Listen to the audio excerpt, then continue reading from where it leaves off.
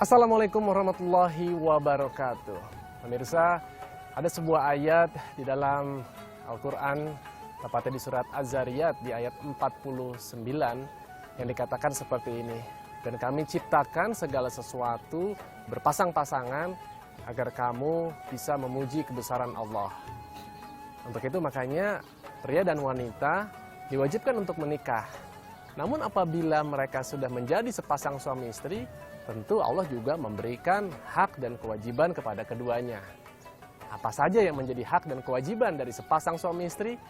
Hari ini kita akan membahas mengenai tema tersebut bersama dengan Profesor Dr. Kiai Haji Said Akil Siraj dalam Risalah. Assalamualaikum Pak Said. Waalaikumsalam warahmatullahi. Sehat Pak? Alhamdulillah. Ini banyak sekali nih permintaan kepada saya untuk membahas bersama Pak Said tema-tema seputar keluarga yang berkaitan dengan suami dan istri.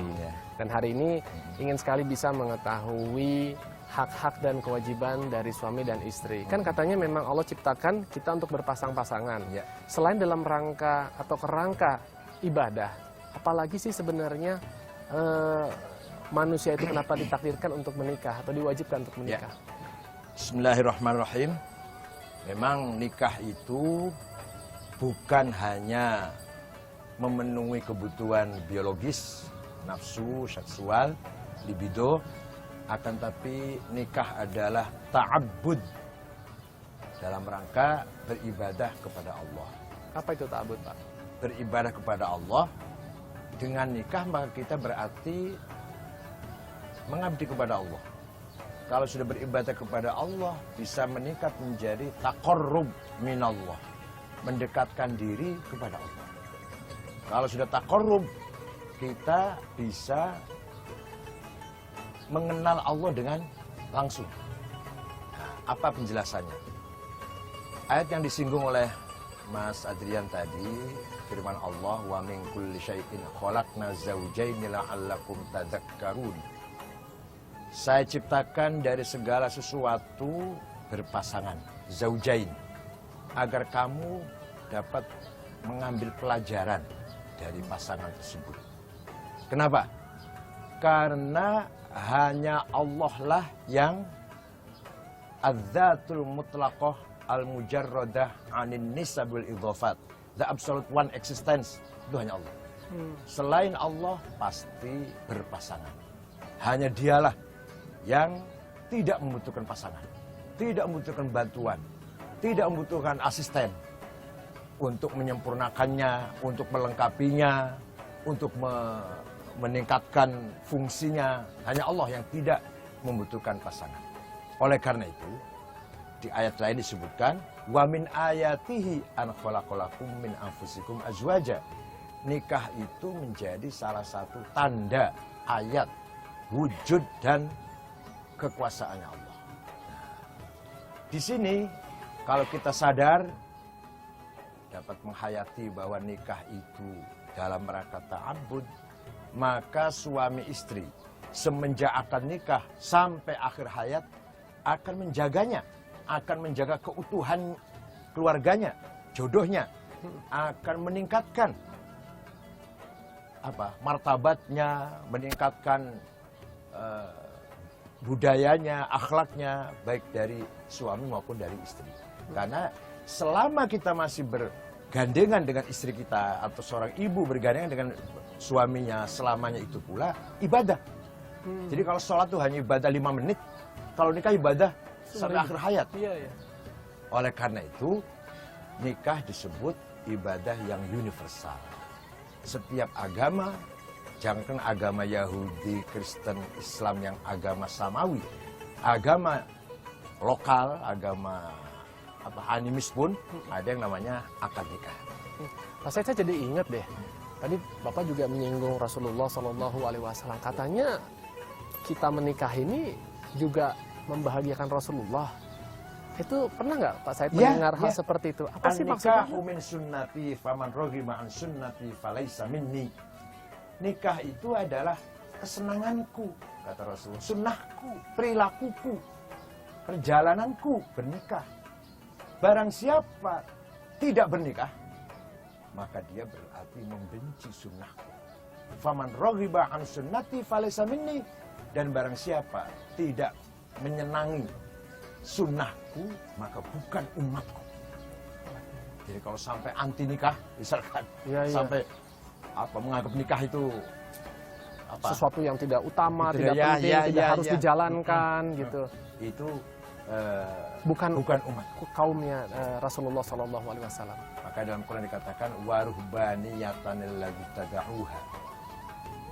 Di agama Kristen itu awal mulanya tidak ada larangan nikah. Tapi kemudian agama Katolik melarang romo, pastoren atau kardinal, uskup sampai paus untuk menikah. Itu bid'ah yang dilahirkan oleh mereka. Dari agama Allah yang dibawa oleh Sayyidina Al-Masih tidak ada larangan nikah. Hanya Al-Masih belum nikah sampai diangkat oleh Allah. Ketika itu usianya baru 28 tahun. Tapi bukan berarti Al-Masih tidak nikah. Siapa tahu kalau Sayyidina Al-Masih berusia panjang akan menikah. Oh, itu tuh penjelasannya. Jadi karena Al-Masih tidak menikah, maka kardinal, pastor, romo, paus, uskup tidak boleh menikah. Itu hanya Katolik. Tapi kalau Ortodok, Protestan, mereka menikah. Yang tidak boleh poligami bagi Protestan dan Ortodok. Nah, sekarang sudah jelaskan bahwa yang namanya menikah bukan hanya dalam kerangka ibadah kepada Allah Subhanahu wa taala, tapi juga sebagai sarana untuk membahagiakan nabi kita Rasulullah Sallallahu Alaihi Wasallam. Nah, sekarang kita akan segera mengetahui apa saja sih yang menjadi hak dan juga kewajiban suami serta istri setelah yang satu ini.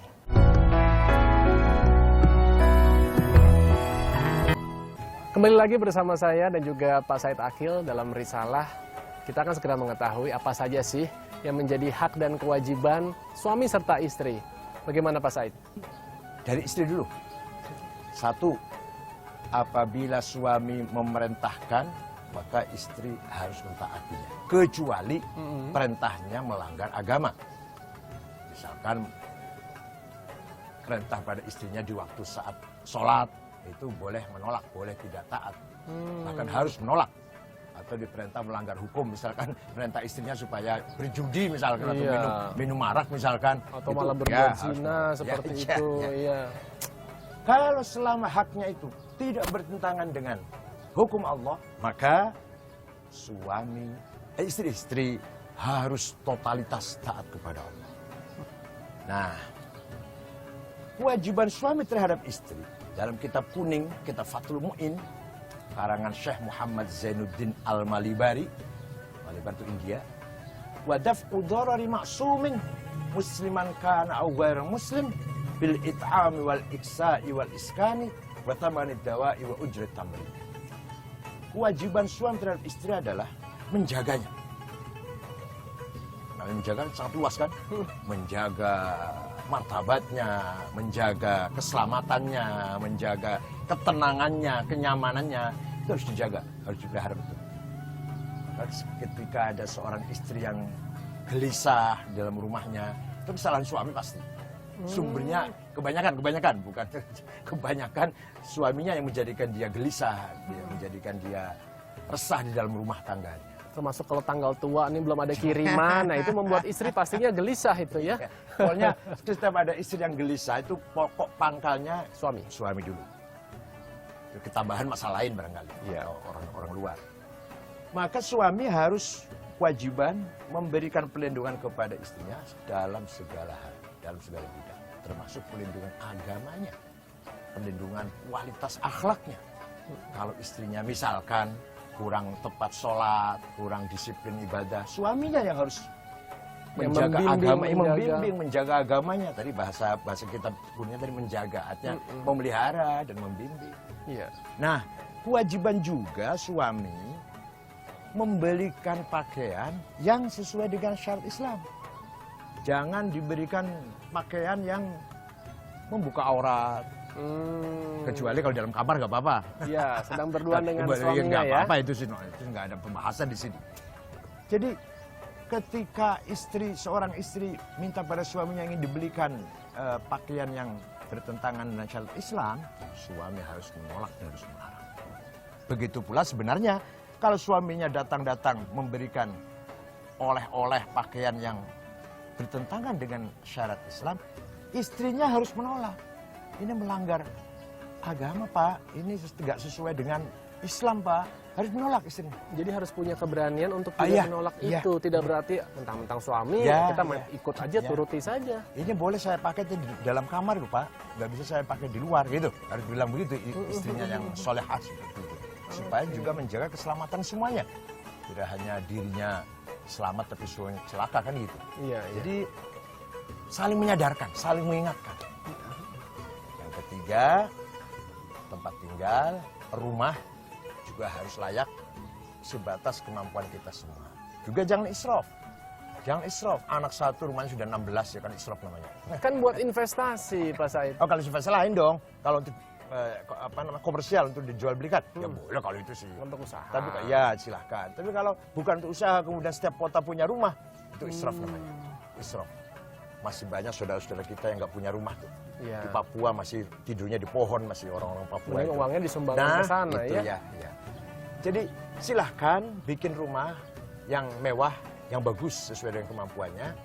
Dan yang penting lagi adalah rumah itu yang mendekat, yang memudahkan untuk beribadah. Dekat dengan masjid, dekat dengan lembaga pendidikan, lingkungannya juga lingkungan yang agamis. Maka dalam Rasulullah mengatakan, ad-dar qabla al-jar qabla dar. Tangga itu, lingkungan itu, cari dulu sebelum kamu ngambil rumah. Jadi kita mau beli rumah di situ, kira-kira lingkungannya apa? Kalau lingkungannya baik, ambil bagus itu. Atau mau bangun rumah, di mana yang paling bagus? Agar lingkungannya yang agamis lah. Masjid ada, madrasahnya ada, majelis taklimnya ada, di situ ada masyarakat yang aktivitas agamanya rutin, istiqomah. Itu bagus sekali Itu dulu ya. Ya. Jangan hanya ngelihat dari keindahan rumahnya Iya. itu berdiri sendiri aja, jangan. Iya, jangan. Lihat Kalau ya lingkungan. Semua itu tadi pangan, sandang, papan, ada kewajiban yang sangat prinsip lagi. Apa? Semua harus dihasilkan, dibeli, didapatkan dengan uang yang halal. Suami wajib memberi nafkah terhadap istrinya pangan, harus dengan cara yang halal. Halal ada dua macam. Zatan wa kasban. Materi yang dimakan halal. Bukan babi, bukan khamar, bukan anjing, bukan binatang buas, bukan dumihlab yang punya alat untuk merekam. Itu haram itu. Apa saja? Terenggiling ya? Terenggiling itu haram, terenggiling itu. Terenggiling, gajah, apa yang punya alat untuk merekam itu haram. Nah, itu zatan. Wakasban. Uang yang dibeli untuk makan juga harus halal. Kalau uang dibeli, makanan itu haram, dimakan oleh istrinya, menjadi sperma, menjadi buah, menjadi lahirlah anak. Jangan harap anaknya akan menjadi anak yang soleh. Jangan harap, walaupun Anda soleh, walaupun kita soleh, istri saya baik, tapi uangnya kita dapatkan dari korupsi, dapat menzolimi, merampas uang orang lain yang bukan hak kita, dimakan oleh sang istri, jadi berbuah jadi anak. Jangan harap anak kita akan menjadi anak yang soleh. Hati-hati, uang yang tidak halal itu. Rasulullah sudah wanti-wanti. Bagaimana kamu doanya akan dikabulkan kalau yang kamu makan itu haram? Pernah ada sahabat, bagaimana Rasulullah supaya saya doanya dikabulkan oleh Allah? Bagaimana kamu akan doanya terkabul? Engkau makan tuh ada yang tidak halal. Itu baru ada yang tidak halal. Apalagi kalau enggak semua. Apalagi kalau haram semua. Nah itu. Jangan. Jadi ya Allah, kalau kita berpandangan jauh ya, jangan hanya dapat sekian, banyak jumlahnya sekian. Lihat masa depan. Begitu pula pakaian. Kalau pakaian yang dibeli dari yang tidak halal, dipakai sholat misalkan, dipakai ngaji. Iya. Apa artinya itu? Apa artinya? Baju ini dapat mencuri. Saya beli dengan uang hasil mencuri. Saya bikin sholat. Menghina itu namanya terhadap Allah itu. Menantang itu. Kelihatan sholat tapi sebenarnya menantang itu. Kalau sah saja. Sesuai dengan apa, kalau dia sudah memenuhi syarat rukun salat ya sah saja. Ya. Tapi membawa dosa. Dan kualitas sholatnya nol. Pergi haji. Tapi yang dibeli, yang dibayarkan untuk biaya haji, uang yang tidak halal. Nol itu hajinya. Mardud, bukan mabrur. Begitu pula rumah. Rumah yang kita bangun dengan uang haram, tidak akan berkah. Tidak akan ada rahmat di situ, nggak akan ada berkah. Nggak akan apa? Untuk tempat kebaikan nggak akan jadi, nggak akan berlangsung. Tapi kalau untuk tempat kejahatan jadi itu. Di rumah kita yang besar, yang mewah itu harus juga dibangun dengan uang halal. Itu nanti akan berkah, sakinah, istri bagus, ibu bahagia, anak-anak taat, menjalankan ibadah juga tenang di rumah itu. Banyak sekali orang rumahnya besar juga tapi gelisah, resah dalam rumahnya itu. Ya, Karena barangkali uang yang dibelikan rumah itu atau belikan material atau untuk membangun rumah itu bukan dari sumber yang halal ya. Nah, pemirsa, ternyata tidak mudah loh untuk kita menjadi sepasang suami istri yang dicintai oleh Allah dan juga Rasulnya. Karena memang tadi dikatakan tidak cukup, terutama bagi suami ini, untuk sekedar menafkahi keluarganya dengan memberikan sandang, pangan, dan papan. Tapi yang terpenting adalah dari mana sumbernya itu. Hendaknya kitalah memberikan kepada keluarga kita haruslah yang halal. Nah, tadi setelah bicara mengenai kewajiban-kewajiban, lalu bagaimana nih mengenai kewajiban istri yang tadi saya katakan di awal, apabila istri selama ini menjalankan ibadah sunnah, tapi ternyata suami mengharapkan untuk istri membatalkan sunnah tersebut demi menunjukkan ketaatan kepada sang suami, mana yang harus diutamakan setelah yang satu ini?